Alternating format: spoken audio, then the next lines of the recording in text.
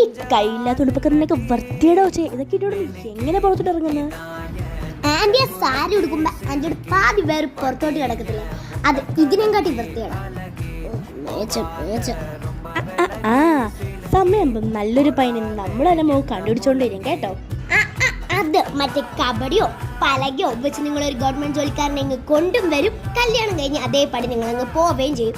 ഞാൻ അവന്റെ വീട്ടിൽ കിടക്കണോ അല്ലേ? ആ പരിപാടി ഇപ്പൊ മോളത്തോട് നോക്കി ഇരിക്കത്തേ ഉള്ളൂ.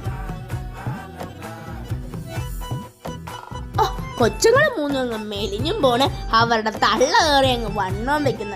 എന്തു അടി വെച്ചേ, നിങ്ങളുടെ ആളെ നിങ്ങൾക്കൊന്നും തിന്നാൻ തരുന്നില്ലേ? അതോ നിങ്ങൾ തിന്നുന്നതും കൂടെ അങ്ങോട്ട് തിന്നുവാണോ?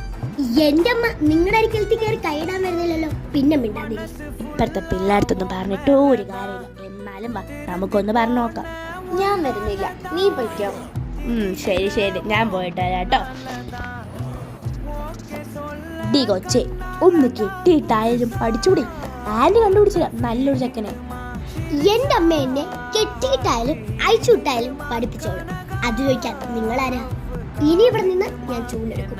വന്ന വഴി പറഞ്ഞിട്ടില്ലെങ്കിൽ വേഗം കിട്ടും.